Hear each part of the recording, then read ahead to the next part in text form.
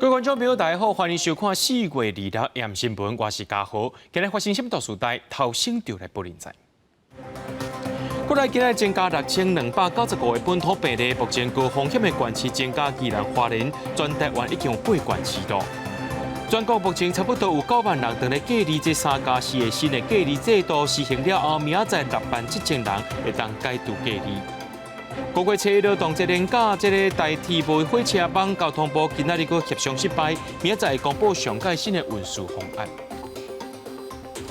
新闻一开始，赶紧来关心国内疫情消息。国内伫今仔日增加6295个本土病例，其中新北市超过2000例，台北、桃园的病例数也有上千人。另外，这3+4的居家隔离政策开始实行啊，民众若准有去用酷热，就要先做一届快筛。第4天自主防疫期间呢，搁再做一届快筛，阴性了后才会当去上班，或者是出门买物件。地方的卫生局上侪会提供予民众5支的快筛试剂。国内新冠本土疫情持续增加，礼拜二新增加6295例，搁创下单日确诊新冠。全台湾22县市拢有确诊，其中以新北市确诊头一遍突破2000人，达到2076例。台北市、桃园市病例数也拢1000外例。疫情指挥中心指挥官陈时中表示，全台湾高风险县市搁增加宜兰甲花莲2县市，拢总8个县市。高风险县市都是根据每一周的一个相关的疫情的情况，那随时在调整。另外，新增加4个重症患者，年纪为60外岁至80外岁拢有，拢总3个查某1个查甫，其中1个人做过2剂疫苗，3个人做过3剂疫苗，拢伫使用瑞德西韦治疗。血氧大概低于94%，那3位有肺炎，那1位没有明显的肺炎，那使用的药物都是瑞德西韦。确诊人数愈来愈侪，指挥中心原来放令居家隔离，为2日开始采用3+4新制，也就是前3天是居家隔离，民众爱伫多防酷热的时阵快筛1届，第4至第7天自主防疫期间快筛阴性才会使出外工作，还是买物件，禁止餐厅店内食，出外爱专程挂喙罨。地方卫生局上侪会提供5支快筛剂。快筛试剂的发放的问题的部分，我们会由这个隔离所在地的地方政府来发放，所以根据我们刚刚的这个办法，就是会总共发5支。若是礼拜六举行的暑期二专考试，虽然无开放感染的人来考，不过居家隔离4天自主防疫的考生，也是会当伫隔离市场考试。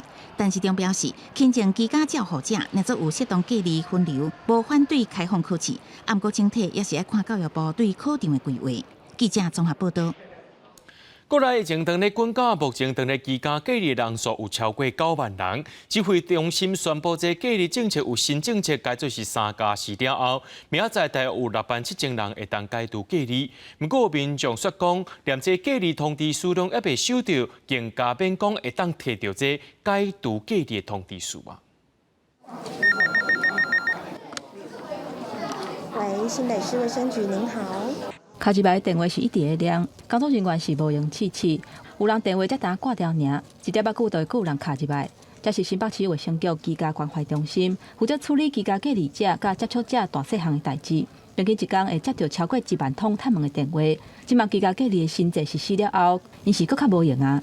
居隔那么多天，难免心情会不好。我们尽量也是跟他们安抚。比较疑惑就是，他前面已经居隔了很多天了，那到底适不适用新制？国内确诊人数一直压悬，指挥中心未阁公布行踪，而且实施重点疫调，设置确诊个案自主通报的疫调系统。确诊者应该主动提供卫生单位，甲伊做伙大亲戚朋友的名单，学校也有公司联络单位等等的资讯。也若学校甲公司等等的单位爱先列名册来配合提供卫生单位名单。不过有里长就指出，部分的集会人无啥会晓使用3C的产品，恐惊会有数位落差的问题。叫我自己填，那我不会填，那怎么办？那是不是我们里长要去？有的根本还在用那个老人机呀，要怎么样填写？根据指挥中心的统计，到达全台湾居家隔离的人数超过9万人。若是接触的时间伫4月17至23的个案，按算有67000人，会伫27拜3开始就会当解除隔离。不过其中有不少民众可能连居家隔离书到达都还未摕到，就算27就要解除隔离啊，嘛要摕无解除隔离书。前面疫调塞车，居隔的 Trace 系统就更塞车。这部分我们也会补正相关的程序，但是可能它都已经可以自我解隔。黄珊珊嘛讲到台北市实际上拄到的问题，是政策宣布了后，这项的细节还未付起。无论是10+7，或者是改做3+4，拢需要一段时间的调整甲适应。现阶段应该全力来照顾确诊者，也若密切接触者，应该爱用自主健康管理，佮加上快筛来管理。不过快筛试剂的数量嘛是一个问题，政府讲会提供1亿剂的快筛试剂，希望会当赶紧保护者，互民众会当安心。记者综合报道。今仔日新北市的本土病例就2076例，是全国上界济所在。一那台北市是排第2济，因为这确诊者增加的速度伤过紧，避免这医疗或者是防疫体系规的崩盘。新北市目前是打算要用居家快筛加上自主健康管理的方式来做一个居家隔离转型。台北市的部分目前也打算要来推动这第1类、第2、第3、第5、第7类的人员用这体检代替隔离。台北市长郭文定表示，若准这疫情变化，一日的确诊人数有上万人了后，会超过医疗量能会当负担的范围，就袂搁再扩大，也袂调查，无排除要使用柔性的封城措施。新北市日啦增加确诊人数各创新高，有2076例。虽然中央推出新的确诊接触者自主隔离政策3+4，也毋过新北市政府认为确诊人数增加速度伤紧，行政作业也是对袂着，向中央提出自主隔离转型示范草案，甲中央规定比新北规划，互确诊者带做伙家人甲亲密接触者快筛，阴性者采取自主快筛7天甲自主健康管理。无必要就别当出门，无必要就不要去做任何事。所以其实居家快筛加自主健康的监测里面，最大的用意是请大家不要趴趴走。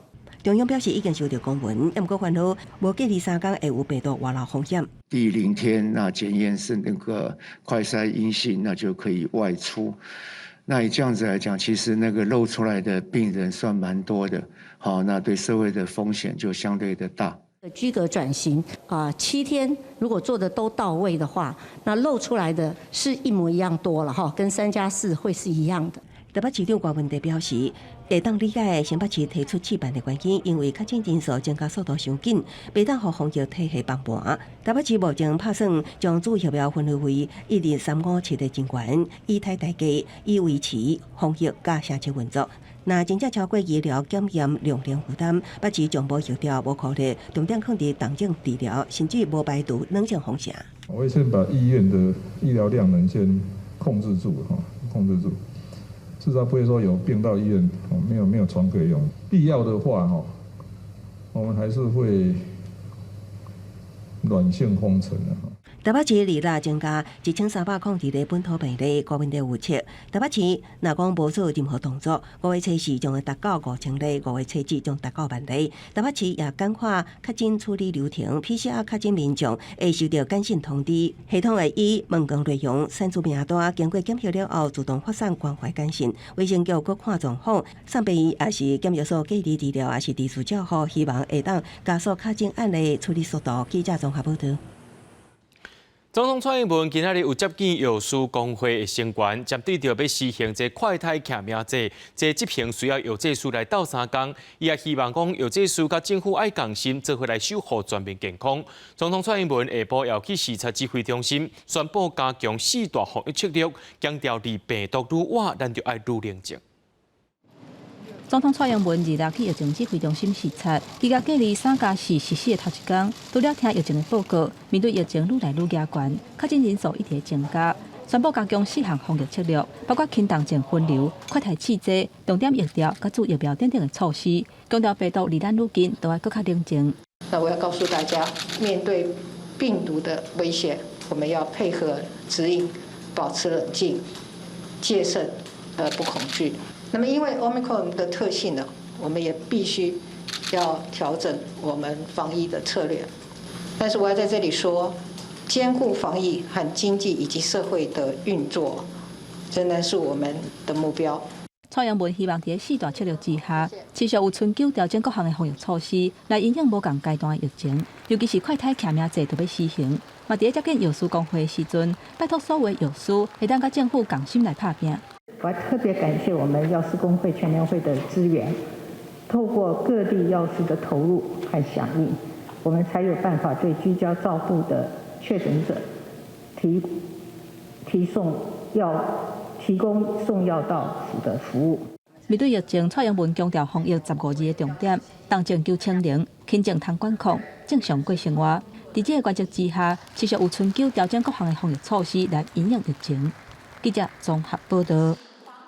民众三市尾加上这国家定用的政策，这快台市这是真恶买。台南市长黄伟哲也呼吁中央政府爱同意互地方会当家己采买。唐市长郑文灿也呼吁中央爱互地方有这人口素质派安全库存量。因若讲到这快台要欠遐济，当时会开始呢。指挥官陈时中表示，已经在做最后清点，真紧就实现。我们快筛目前现在都没有货。药师电话是接袂离，卡来问的真侪拢是想要买快台试剂，还有真侪人直接走去药房，是差不多拢买无，因为国内疫情长滚价，民众小济买买，国家嘛停用，互家用的快台试剂即嘛是大欠货。台东有药房规气伫咧门口打广告，讲快台试剂已经无货，请大家别个问啊。我们快筛已经缺货，快要2个礼拜了，对，都没有办法叫到货。快台试剂是真恶买，毋但伫咧台东无地买。全台湾不分县市，买快台试剂是拢真恶。针对民众组团做伙买快台试剂，敢是有违法？台南市长黄伟哲要求中央都要有明确的规范。哪些部分是可以用团购，哪些部分是不适合用团购的？也希望卫福部给一个很清楚的红线画出来，这样子才不会造成市场秩序紊乱。除了规定爱定好清楚，黄伟哲甲中央发声，希望会当开放地方政府家己采购快台试剂。同款嘛，买无货通风市，因为快台试剂的需求大大增加，库存量拢先摕来营养较真正甲防疫来使用。原本按算2日要做校园的类普胎，即嘛国不理中都爱动点。唐市长郑文灿呼吁中央，爱互地方有够强的库存量。那职场也好，工厂也好，或者是学校也好，经常要大量的快筛试剂。那我认为地方政府应该保有人口的10%的安全备量，来作为防疫的工具。快台试剂强势无平衡，即马国家决定用快台试剂，中央1到5月份要启动快台的欠命制，去互南亚批评讲快台试剂的量无够，政府动作阁混沌，要求中央都要公布快台欠命制推动的时程。指挥中心没有告诉我们什么时候我们的这个快筛实名制哪一天要开始，这个具体时程通通都没有。快台欠命制当时的施行，指挥官陈时中表示，已经伫最后清点的阶段。真紧就会来启动。面对各县市快台试剂库存量伫要用了，伊回应讲，各县市若想要家己采购，会当直接买，中央袂禁止。记者综合报道。最近国内疫情当咧滚价，真侪人怀疑家己有去喂着病，毋过这快台试剂又个买无，因就走去病院讲要来做检验。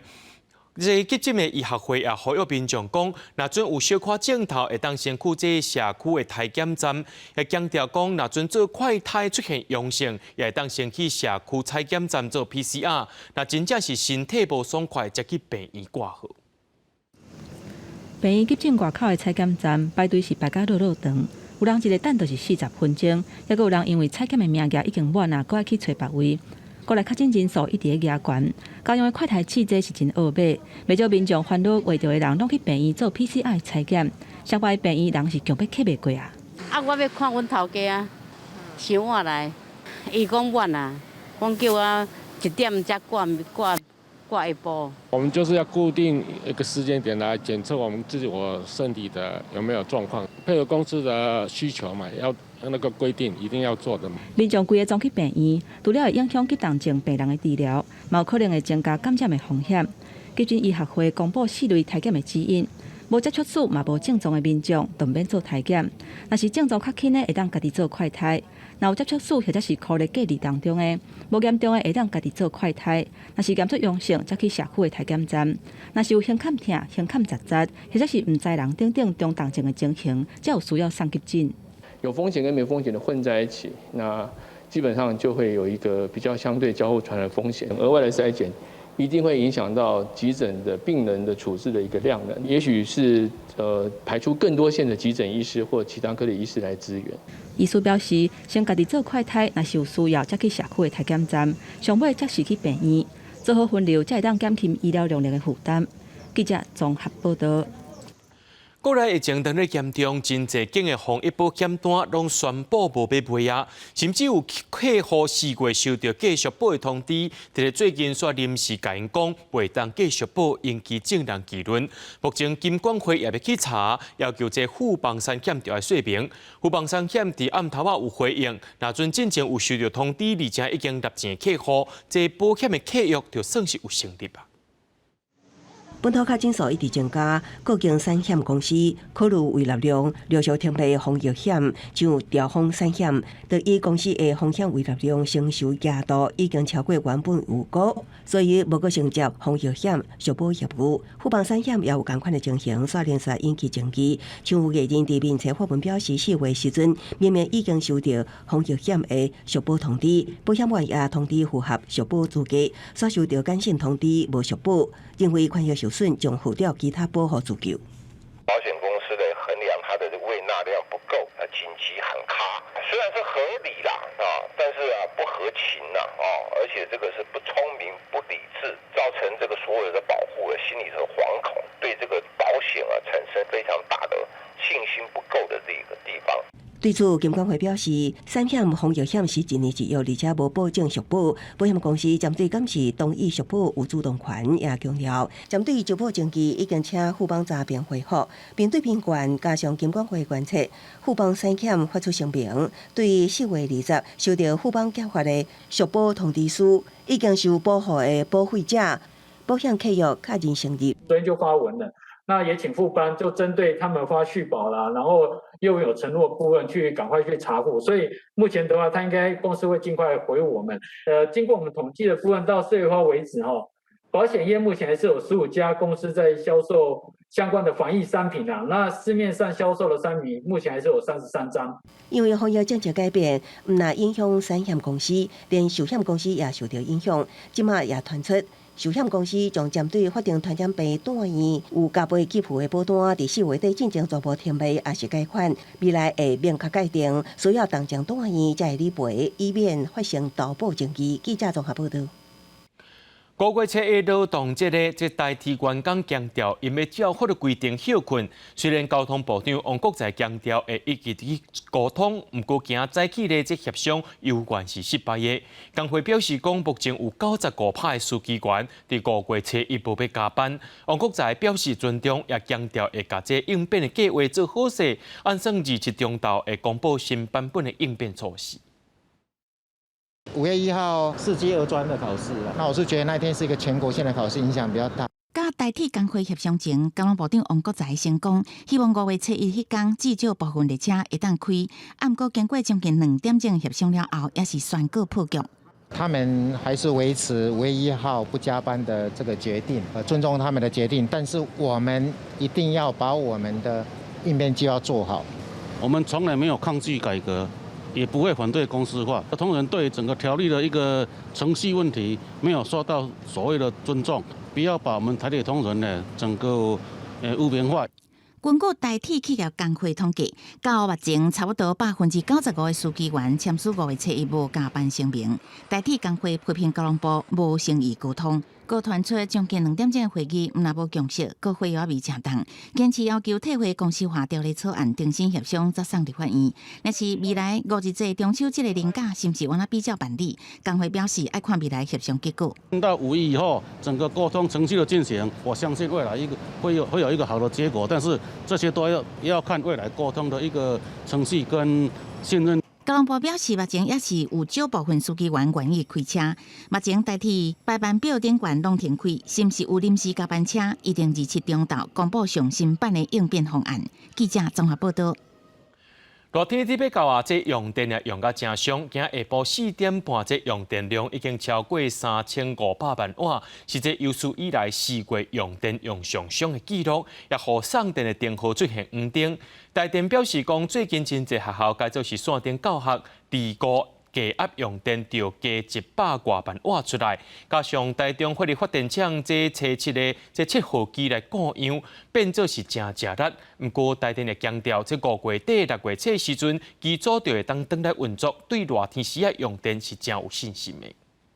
请我们的礼宾人员来协助。台电甲德国出名的能源公司签署混氢技术合作备忘录，目标是2025年要达成恒达电厂混氢发电5%的目标。多元开发电力以外，也算是电力净零也要达标。不过都还未到6、7月，夏季用电高峰，最近用电量已经一直增加。到下晡4点半，尖峰用电量3521万千瓦，已经创下历年4月新高。备转应用率高达是7.01%，都供电真安的稳定。学校因为已经在向线上教学，所以学生都在家，所以整个在家庭低压用电这边呢，我们看那个数字啊，是增加了100多万千瓦。台中电厂的7号机临时在昨天破管所以少了55万机组，目前是黄灯的这个状态。去年用电量创下历史新高，以去年7月27日天尖峰用电历史上上高，3884.4万千瓦。过来是9月7日尖峰用电量也有3873.7万千瓦，整体前10名拢超过3800万千瓦。不过台电预估今年尖峰用电会突破4000万千瓦。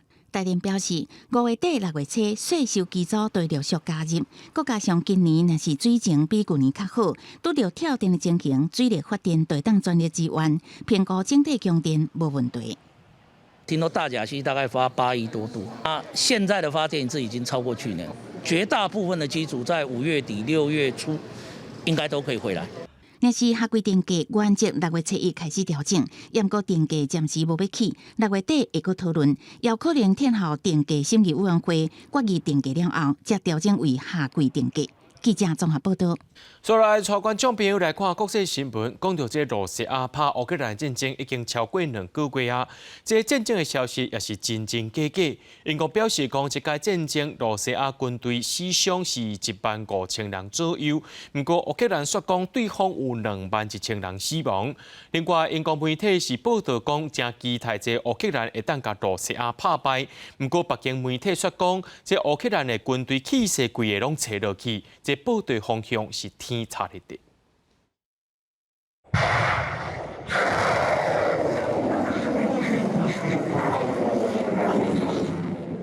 罗西亚军方公开的画面显示，在乌克兰战争应用袂少这种ER-3代代地号名，后面编号是 SS-26的飞弹，除了底导弹道飞弹 M 型，还佫有旋翼飞弹 K 的系列，拢伫2020年进前，就完全取代旧的 SS-21型的飞弹。罗西亚甲乌克兰战争出现的 SS-21，拢是前苏联时代都由乌克兰军方使用到大。不过乌克兰坚持讲，罗西亚军方使用 SS-21型的飞弹攻击，造成军队甲百姓伤亡。Ми думаємо, що це просто деморалізація населення місцевого, деморалізація військових, тому що коли на піхоту, на піхотні підрозділи, які там риють собі окоп, от прилітає така штука, зараз подивимося яму від неї, то звичайно, що люди вони не можуть психологічно навіть витримати. На даний момент на нашій ділянці не відбувається. У нас, на жаль, немає. І от проти такої зброї, якщо ми можемо відповідати артилерією, танками,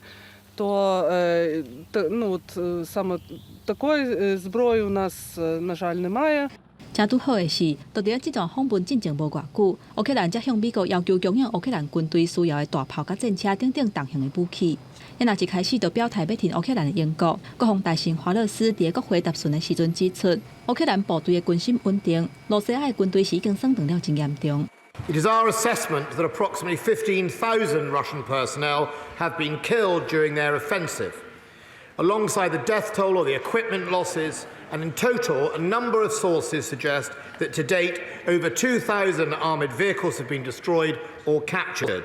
英国新闻快报阁引用乌克兰官方的估计，讲去互拍死的罗西亚军人有超过21000人。同款是西方的媒体，法新社甲法兰西24新闻台讲，乌克兰军方伫东部战线受到罗西亚军方的炮击，面临士气真歹的问题。无共边的报道是天差地，信息是规个乱糟糟。罗西亚西南部离乌克兰边界154公里的比利扬斯克，一个抗燃料的设施传出爆炸甲大火。路透社引用罗西亚的消息指出，并无人员伤亡。目前无任何证据显示这个火势甲乌克兰有关系。不过有无注明消息来源的社群媒体讲，这是乌克兰侵入罗西亚的反击。公司新闻，齐家人编译。社群媒体 Twitter 的董事会甲世界第一好家的马斯克达成协议，确定以每股美金54.2块的计数，甲 Twitter 卖予马斯克，这总价是达到新台票1.28条。交易完成了后 ，Twitter 会转型成做一间私有化的公司，而且也会恢复言论自由。那阵有讲有成，这是有史以来上界大件的科技收购案。Twitter 2号发表声明，要以1个月4.2美金的计数卖予全球上好嘅马斯克，总价达440亿美金，相当是代票1.28条。Twitter 独立董事会提起，经过全面评估，认为这笔交易现金加收38%，符合股东的利益。马斯克写文章表示，言论自由是民主政治正常运作的基础，会用一系列的改变解放 Twitter 的功能。My thoughts are that things will probably get worse on Twitter if he's trying to open up freedom of speech, just because that allows room for fake news to spread, hate speech, stuff like that to happen. 去年1月，美国国会大楼发生暴动，将美国总统川普的 Twitter 账号，互人认定有煽动暴力行为的风险，去互 Twitter 永久封锁。那做马斯克要恢复言论自由，就会面临是不是要解除封锁川普的账号。Musk, does he want Trump? It's hard to say, but if Musk is really for the freedom of speech, he cannot just not let Trump back, that's for sure. 川普虽然表明袂重回 Twitter， 不过马斯克也无提起未来会采取什么款的做法。美国白宫虽然无对收购案做评论，不过有外国媒体是讲，部分民主党人士是咧烦恼，安尼会冲击2024年的选情。No matter who owns or runs Twitter, the president has long been concerned about the power of large social media platforms, the power they have over our everyday lives. Has long argued that tech platforms must be held accountable for the harms they cause. 专家分析，这笔交易需要3至6个月时间完成。目前 Twitter 有5000外的员工，执行长讲，即马无任何裁员计划。华盛顿邮报收到内部消息讲，员工烦恼公司红买去了后，企业文化会改变，工作的压力会增加。公司新闻王碧文编译。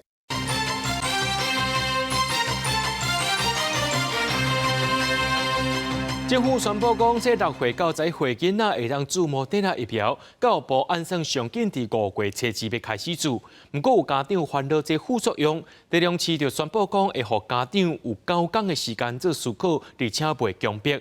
有医生认为讲囡仔注了后发生心肌炎的副作用是凭这少年辈佫较低，家长就要想好斟酌。全国本土确诊超过6000例，疫情拖到校园陆续有学校停班停课。以台中做例，今年到4月24，12岁以下囡仔拢总119个人确诊，33间学校停课。即马中央决定开放6至11岁儿童会当注莫德纳疫苗，家长的心内实在两难。如果可以的话，就是进那个副作用比较没有那么强，然后就是保护力一样有的这样子，会比较好一点啊。对啊，因为莫德纳大人都有点承受不住了，更何况是小朋友。根据教育部统计，4月20至25，全国国小拢总2041个人确诊，幼稚园773人确诊，拢总已经超过2800人。防疫作战要紧，高雄市原本规划特殊甲偏乡学生先注，不过确实实施的办法也未公布。比起台北市已经做好意愿调查，台中市决定29才会发送注册爱知的代志甲意愿书，予家长9天的时间考虑。希望能够给家长有比较充分的时间来考虑。我们不催打。全台湾的家长拢唔知安怎做。台北市英桥国小校长刘惠梅是评估，儿童疫苗做火注的比率应该会伫5至6成中。除掉家长自己带去诊所施打的小朋友的情形，所以可能最后团打的施打率大概会在5到6成之间。不过，小儿科医师表示，国外资料显示，5至11岁囡仔注新冠疫苗，得到心肌炎的比例比12至17岁青少年较低，所以民众应该考虑安那较有利。莫德纳的那种，它的那个强度是比较强，所以相对的话，它维持的时间也会比较久。有利就有弊啦。5岁到11岁。他们因为施打这个新冠疫苗而罹患心肌炎的比例，其实是比青少年的族群，像12到17岁，会比他们还低。教育部强调，若做学生囡仔注疫苗了后有不良反应，会当清疫苗假，未列入出缺席记录，以3天为原则，必要的时阵会当延长。家长会当有1个人申请防疫照顾假，上紧5月初2就会当开始注。记者综合报道。新的居家隔离政策是对4月26开始缩短到3+4这个方案。学校到这关第4天就会当快筛阴性了后就会当出关，不过学生囡仔说是要等到第8天才会当到学校。全校总认为讲，这款的情形会让学校乱糟糟。教育部长潘文忠表示，行政院早起的防疫会议确认，这学校内面的是部分学生或者是教职员，拢是第8天才登到学校的。北市另外国小因为大个全校停课标准19开始停课10天，教育局讲配合所地特殊隔离方案，离进前停课的学校统一调整复课日是4月28。台北市统计，26高中以下有63间校园全校停课，181校部分班级停课，影响52965名师生。有家长讲有风险停课无法度申请补偿金，就算地处隔离虽然缩短为3+4日，那囡仔封课日，4日自主防疫也爱人照顾。我比较自由一点，所以好像就比较还好。如果他们需要上班的人，可能会觉得比较困扰，因为小孩还是需要有人照顾。大家现在的心情应该都走一步算一步吧。特殊隔离改做3+4日，对有12岁以下囡仔的双亲家庭，后援较少的家庭永远是难题。伫学校迄边，老师自主防疫快筛阴会当外出工作，不过学生第8日才回复到学校，师生无共款，课要安怎排，安怎上嘞？家长的部分会觉得说，这个老师到校这样子一个上课，我的孩子是在学校在家里一个状况，他会有那种疑虑了。避免校园唔知要安怎办，教育部长潘文忠表示，行政院早起扩大防疫会议，确认学校教职员工甲学生以一致性方式实施。他如果发生都需要同时做居隔的这些情形哈，那个4天的自主管理师生等会同步的一个做法。校园确诊甲酷热学生逐日增加，教育部4月中旬发文告大专，优先规划隔离宿舍。潘文忠讲，特殊隔离缩短为3+4，而且确诊学生多数是轻症，也是无症状，已经找大学防疫长确诊。轻症确诊个案特殊隔离，伊登去厝非原则。另外，则伫学校宿舍隔离，国报交代伊校内宿舍不足需求，决议远期到校期末，将向学校中心了解情况，才做决定。记者综合报道。政府规定要去游览的民众爱注3档疫苗，不过有旅游业的业者也质疑讲，看演唱会唔免注，不过这游览说爱注3档，安尼敢唔公平呢？旅游产业有配套。宜兰的旅游业者真无奈，因为指挥中心宣布团体旅游参加者预防注射注满3档才通参加，结果有一团原地日期要出火烧岛，雄对20人变9人。业者讲人数一变动，成本的负担就增加，真正是有苦难言。损失还在扩散之中，尤其马上迎接了5月到9月份的旅游的旺季。刚要复苏的东西就被这根针打下去以后，大家又奄奄一息。旅游业者不满，为什么去旅游去健身房爱注3档，但是听演唱会就免？政府无甲业者沟通就下禁令，是另类旅游业协助召开记者会，民众党团嘛呼吁政府应该提出相关的配套，除了协调旅宿业者的退费，月底将要到期的各旅馆剩的经费，嘛希望用来补助业者，购有贷款的宽限期爱延长。那我们4月30号结束之后，如果有剩余的经费，我们会尽量用在旅行业的部分。那至于贷款利息的补贴的部分呢，我们近期就是已经开会了，那可能在5、6月会把这个修正的要点也一并公布。这样。旅游业者表示，观光旅游业对台湾来讲真重要，因对疫情以来就硬劲到大，希望政府大动啊，卖实施3档的预防注射的规定。若无疫情转好，嘛无一定有旅行社会当出团啊。记者陈嘉文、徐凯台北采访报道。伫咧高雄凤山有一间幼稚园传出苦毒囡仔的情形，经过高雄市政府去调查了后，确定讲有苦毒囡仔的事实，目前也照法律进行处罚。向着囡仔的手甲头一直拍，失去重心的囡仔跋倒坐伫涂骹，还佫点点叫去目镜重新折回位置。这款的画面，互爸母看甲真唔甘，所发现班上哪一个囡仔受到这款的对待？用在小朋友尿尿的途中，尿到一半的时候，被老师用水管去打他的屁股，造成他屁股都淤伤。我们有去看过其他的影片，他连续5天都被打。这个老师任教11年，学校说不知道，你们相信吗？家长指控班上26名囡仔有19岁拢疑似风虐待，下手的人是班上的2位老师，其中1位是11年的资深老师。家长激励排队班、收物件班、去便所伤侪摆，拢会防教训。也毋过园方煞伫第一时间将老师洗掉，也互家长即期是咧切割。我没有规避，这足以证明，其实我也是真的是不知情的情况下，这个要从重处罚，先行政罚还是先走，然后这个个案也要移送法办。面对议员质询，陈其迈要求主管单位检挺，规方指教局表示，此案将依相关规定裁罚。园方回应，这是园内第一摆发生不当管教的事件，确实有督导不周，会配合调查。政府端应该针对他自己的那个机制要去建制，每一天都应该建议父母是跟孩子聊聊学校的一些状况。过程当中，大家一定会看到孩子的眼神或者是他的表情有没有一些问题。监管基金会建议家长透过逐工甲囡仔对谈来了解伫学校的状况。当囡仔出现拒绝去学校的情况，也会当主动了解询问学校，比对囡仔甲学校的讲法敢是符合，避免囡仔发出话求的信号，家长煞无收到。记者综合报道。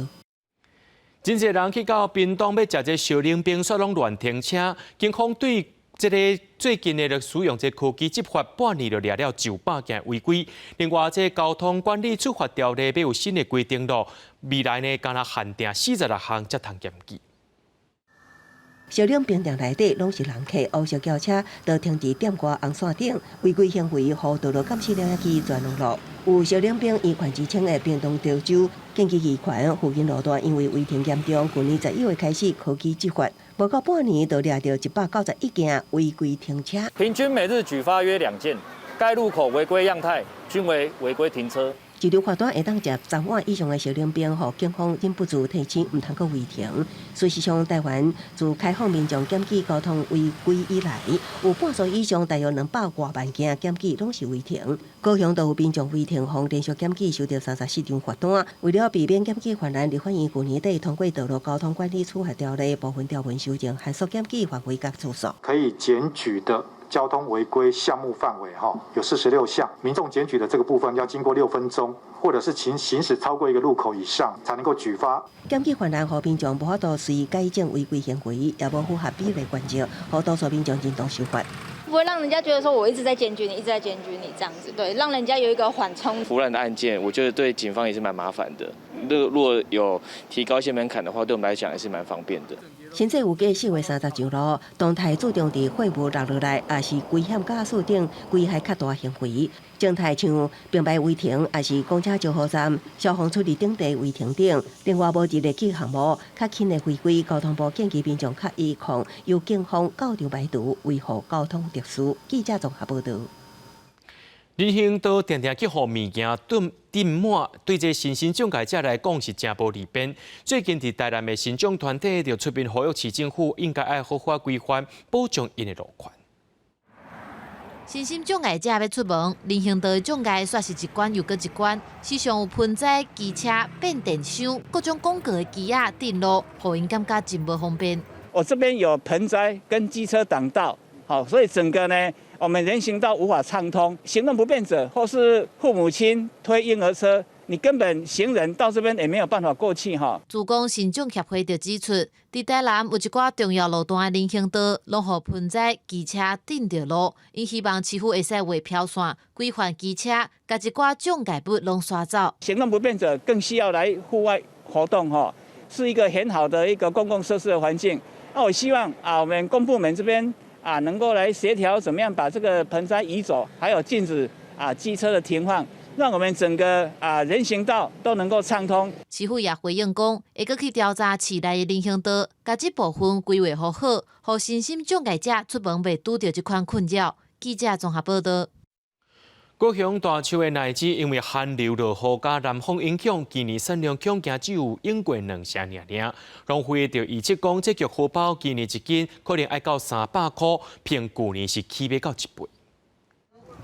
我基本上今年这样看起来是没有办法收成。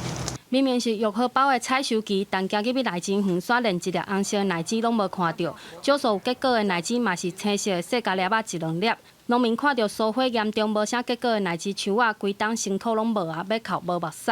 3公顷如果是正常采收的话，大概25000台斤到3万台斤。对，那今年的话，可能预估可能3000台斤都不到。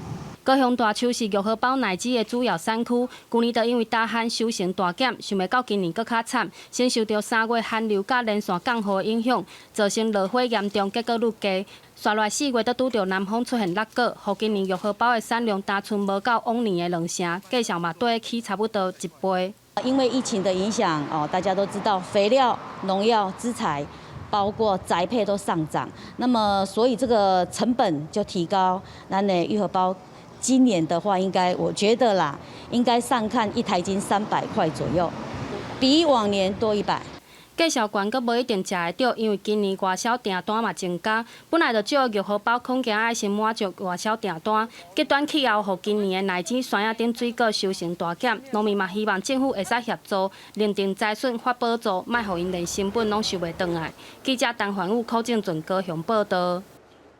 环保团体今日发表一份调查，显示这超市内面10大类的商品内面呢，这水果甲菜色等等呢，外包装是包了伤过济，但年所产生真济塑胶包装本数，呼吁政府就要建立相关的对策。超市买来的水果甲菜色拢包装甲真好势，除了内层的塑胶盒啊，也有避免小颗的包材、塑胶盒包等等。环保团体甲生态团队合作，针对超市菜色、水果等等10大类商品调查发现，这些商品一年会产生18亿件的塑胶包装本数。对于消费者而言啊，所有厂商为了购买包材所支出的费用，最后都要转嫁到消费者的身上。希望可以找到说超市的减塑潜力商品，那以及它适用的减塑模式，因为我们并不是说所有的产品都要去除它的包装。调查嘛发现，菜色、水果等等商品，民众较会使接受无包装的买卖，建议成为外表较定的水果开始实行。鸡卵等等建议使用收押金的容器，其他的物品建议尽量减少包装。研究估计，用各种措施，一年会使减少53%的本数。政府也应该要优先去制定这样一个蔬果裸卖还有包装减量的一个指引，一次性塑胶包装，来有一个更长期的减量的时程，还有这样子的一个时间表。96年规定量贩店跟超市它每年都要向地方主管机关来提报减量计划。那其中像包装蛋、然后糕点、面包，还有蔬果类这些的指定容器，减量率都要达到80%。环保署表示，业者若是无达成目标，上悬会罚15万。长期减量规划嘛会参考外国经验，参业者做伙研究。不过目前也无详细时程。记者柯本张随台北报道。嘉义市环保局最近有推出到民众厝内做空气品质监测的服务，协助民众来了解厝内空气状况，希望会当减少家具甲室内空气不流通所产生的有害物质。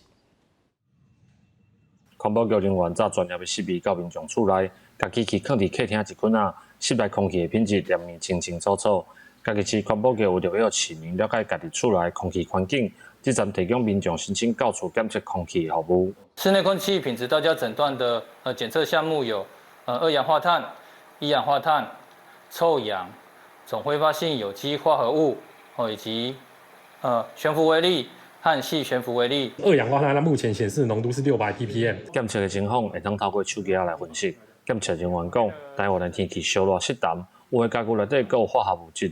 建议室内活一天上无爱通风30分钟。假设它没有适度的流通，可能我们家具挥发出来的一些甲醛或挥发性的有害气体，可能会蓄积在这个空间，有可能被隔离，或是学生家里小孩可能会被在家自学这样子，所以想要了解家里面的空气品质到底是好还是坏。环保局表示，最近疫情第二趟，增加大家踮伫厝内的时间。这项服务希望民众除了出门爱挂嘴安防疫，嘛爱注意室内空气品质，才会影响到身体健康。记者林慧婷嘉义报道。台湾传统工艺有一项工法，或者是加冬立石榴。即马伫咧新竹咧，有一种工艺是立梨仔壳，即马也改列做是无形文化资产。用机仔细粒甲梨仔壳切出需要的大细，再来再用机器豆豆挖到适当的厚薄，准备上茶、茶箍顶悬。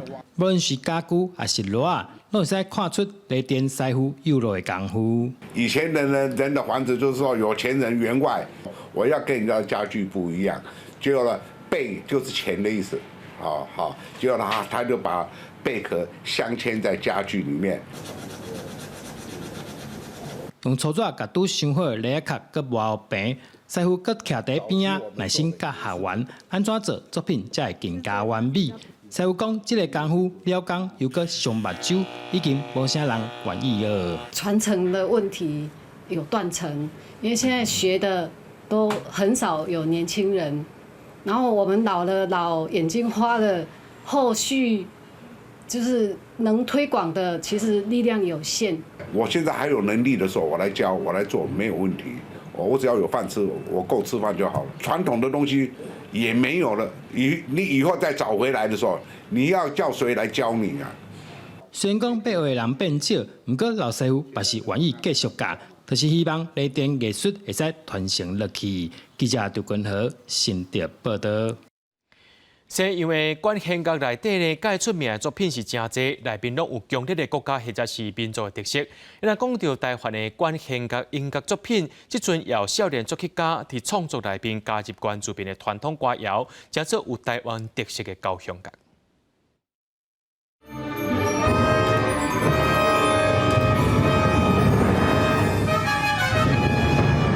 这首洪玉凤创作的表是伫疫情期间想出来的作品，来探讨看无影、无边、无环意境，也加入台湾的古调。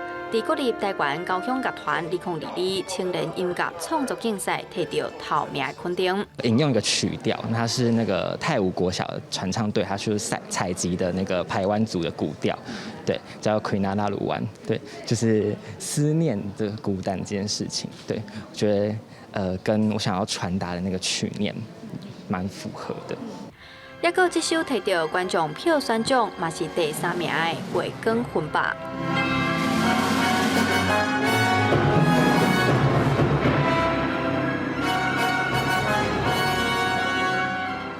创作灵感来自布农族的传统歌谣，以及诗人柯惠芝的作品。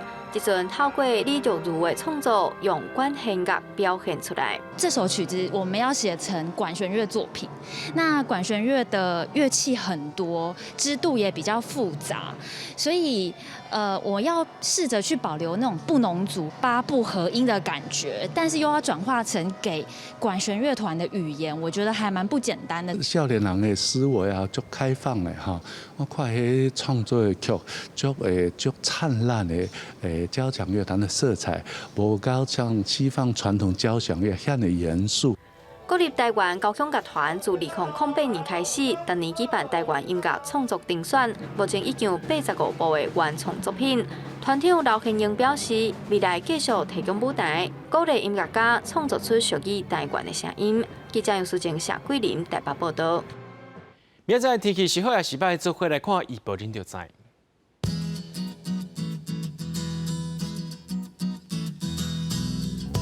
基隆到新竹对24度到29度，苗栗到云林对23度到33度，嘉义到屏东对23度到34度，宜兰花莲台东对24度到31度。天后金门马祖对20度到30度。感谢各位观众朋友收看今日AM新闻，我是嘉豪，明仔载暗时7点咱再相会。